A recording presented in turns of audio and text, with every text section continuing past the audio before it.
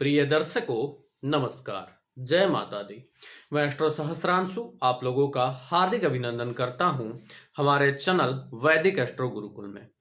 दोस्तों, आज का यह वीडियो में हम जानने वाले हैं मेष लग्न के जातक के बारे में। मेष लग्न के जितने भी जातक हैं उनके कुंडली में एक विशेष राजयोग बन सकता है।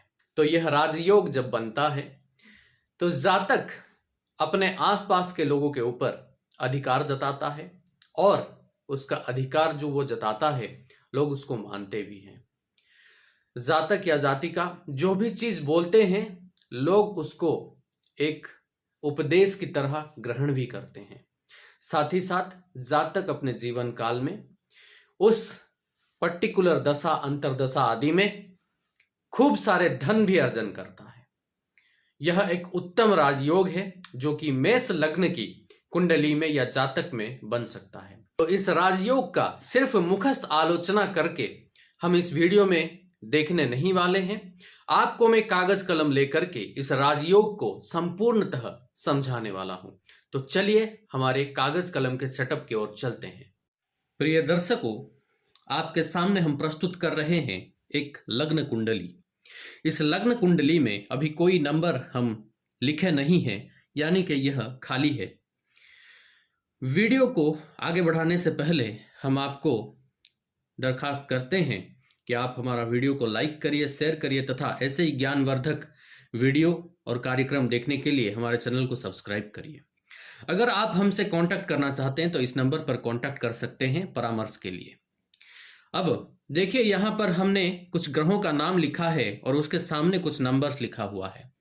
ग्रहों के सामने जो नंबर लिखे हैं वो राशियों के नंबर हैं, यानी कि मंगल के सामने लिखा हुआ है 1 नंबर 8 नंबर, यानी कि मेष राशि वृश्चिक राशि। बुध के सामने लिखा हुआ है 3 और 6, यानी कि मिथुन और कन्या राशि। तो अगर आपको राशियों के नंबर याद नहीं है तथा किन राशियों के पति कौन है या मालिक ग्रह कौन है यह चीज आपको याद नहीं है तो हमारे चैनल का पहला वीडियो आप जरूर देख लीजिए। धन्यवाद। चलिए आगे बढ़ते हैं। तो इस कुंडली को हम बनाएंगे मेष लग्न की पत्रिका। अगर मेष लग्न की पत्रिका इसको बनाना है तो इसमें पहले घर में आएगा 1 नंबर, दूसरे घर में आएगा द्वितीय, यहां पर आएगा 3, चतुर्थ, पंचम, छठवें, 7, 8, नवम घर में 9, दसम में 10, 11वां में 11 और 12वें घर में 12 नंबर। तो यह बन गया मेष लग्न की पत्रिका। क्यों? क्योंकि 1 नंबर दर्शाता है मेष राशि को और प्रथम घर होता है लग्न का, और यहाँ पर जो राशि बैठता है उसी राशि के अनुसार लग्न कुंडली का नामांकरण हो जाता है। तो यह हो गया मेष लग्न की कुंडली। अब शास्त्र क्या कहता है, कैसे बनता है यह राजयोग? मेष लग्न में जन्म लेने वाली कुंडली में यदि चतुर्थ और पंचम भाव के स्वामियों का, यानी कि चतुर्थ और पंचम भाव के स्वामियों का अगर आपसी संबंध बन जाए, तो चतुर्थ भाव में लिखा हुआ है 4 नंबर, 5वें नंबर में लिखा है 5 नंबर, तो 4 नंबर यानी कि चंद्रमा और 5 नंबर यानी कि सूर्य। तो सूर्य और चंद्रमा, यहां पर हम फिर से इसको लिख देते हैं। 4 नंबर यानी कि चंद्रमा और 5 नंबर यानी कि सूर्य। ठीक है। तो अब इस कुंडली में चतुर्थ घर के स्वामी और पंचम घर के स्वामी हुए चतुर्थ यानी कि चंद्रमा और पंचम यानी कि सूर्य। अब सूर्य और चंद्र अगर इस कुंडली में कहीं पर भी एक साथ बैठे हुए हैं, मान लीजिए पहला क्या हो सकता है आपको बताते हैं। मान लीजिए सूर्य बैठे हैं यहां पर चतुर्थ घर में, ठीक है, और चंद्रमा बैठे हैं यहां पर, ठीक है। अब क्या हुआ, सूर्य बैठ गए चंद्रमा के राशि पर और चंद्रमा बैठ गए सूर्य के राशि पर, यानी कि यहां पर इंटरकनेक्शन हो गया, इन्होंने राशि परिवर्तन किया, तो यहां पर एक संबंध बना, तब यह राजयोग बनता है। अगर ऐसा ना हो और दूसरा एक चीज बन जाए, क्या हो? मान लीजिए किसी भी एक भाव में, हम दसम भाव को ले रहे हैं, यह चीज आपके कुंडली में किसी भी भाव में हो सकता है। हम उदाहरण के लिए ले रहे हैं दसम भाव को। तो मान लीजिए किसी भी भाव में, यह हमने लिया है उदाहरण के लिए दसम में, किसी भी भाव में अगर सूर्य और चंद्र साथ में बैठ जाए तो यह राजयोग मेष लग्न की कुंडली में बनता है। साथ ही साथ मान लीजिए कि सूर्य यहां पर बैठे हैं, ठीक है, और यहां से 1 2 3 4 5 6 7 यहां पर बैठे हैं चंद्र, यह भी हो सकता है। अब सूर्य अपने सप्तम नजर से, दृष्टि से चंद्र को देख रहे हैं तथा चंद्र 1 2 3 4 5 6 7 सूर्य को देख रहे हैं, ये आपस में एक दूसरे को देख रहे हैं। तो यहां पर भी चतुर्थेश और पंचमेश जो है, इनका युति संबंध या दृष्टि संबंध बन रहा है।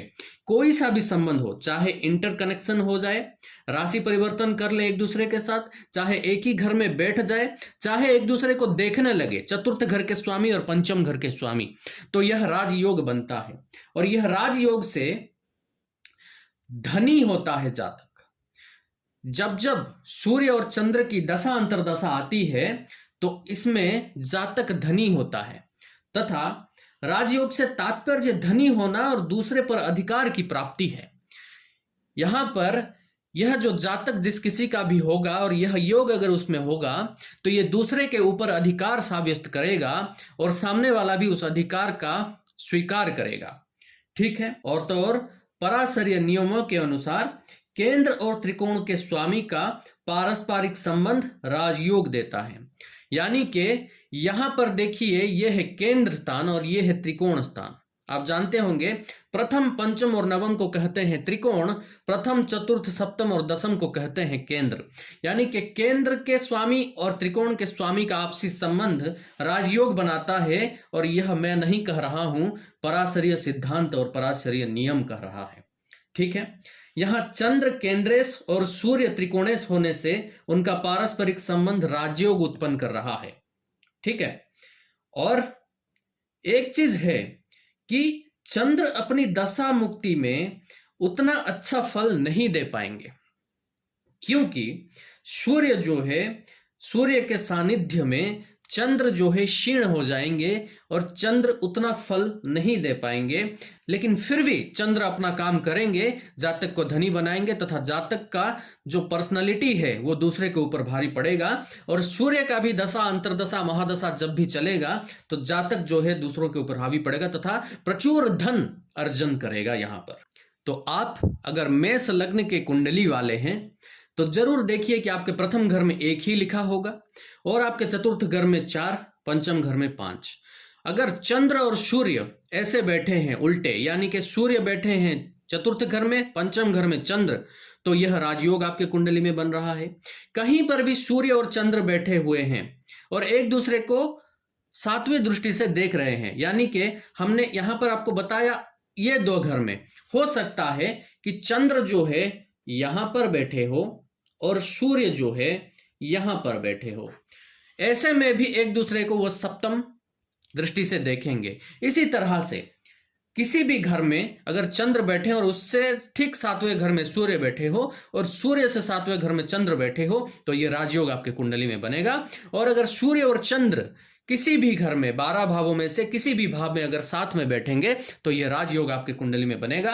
आप प्रचुर धन अर्जन करेंगे, दूसरे के ऊपर आपका जो अधिकार है वो आप साब्यस्त कर पाएंगे। लोग आप जो भी चीज बोलोगे उसको एडमायर करेंगे, सुनेंगे, उसको समझेंगे, उपदेश की तरह लेंगे और सीरियसली जो है आपको सुनने की प्रक्रिया जारी रहेगा। जिसको भी आप जो भी चीज एडवाइस देंगे वो उस चीज को समझेंगे। प्रिय दर्शकों, उम्मीद करते हैं कि यह राजयोग को आप भलीभांति समझ गए होंगे। अगर आप वीडियो को पसंद कर रहे हो तो लाइक करिए। मेष लग्न के किसी जातक को आप जानते हैं तो उनके साथ हमारे वीडियो को शेयर कर दीजिए। चैनल को सब्सक्राइब करिए। यहाँ पर हम यह भी बोल रहे हैं कि हमारे चैनल के ऊपर जब 10,000 सब्सक्राइबर हो जाएंगे तब हम हफ्ते में जरूर लाइव आएंगे 1 या 2 बारी और फ्री ऑफ कॉस्ट, कोई मूल्य नहीं लेंगे, फ्री ऑफ कॉस्ट कमेंट में से, आप लोगों के कमेंट में से आपका date of birth, time of birth, place of birth उठा करके आपका कुंडली बनाएंगे और आपका क्वेश्चंस का आंसर देंगे। इसीलिए अगर आप लेजी फील कर रहे हो सब्सक्राइब करने के लिए तो सब्सक्राइब जरूर कर लीजिए, क्योंकि इसी में आप ही लोगों का भलाई है। ठीक है, तो धन्यवाद, मिलेंगे अगले एक वीडियो में। तब तक के लिए ऐसे ही आध्यात्मिक बने रहिए, अपने ईष्ट में भरोसा रखिए, जिज्ञासा अपने अंदर एस्ट्रोलॉजी के लिए ऐसे ही बचा करके रखिए और अपना प्यार हमारे ऊपर बनाए रखिए। धन्यवाद, मिलेंगे और एक वीडियो में। नमस्कार, जय माता दी।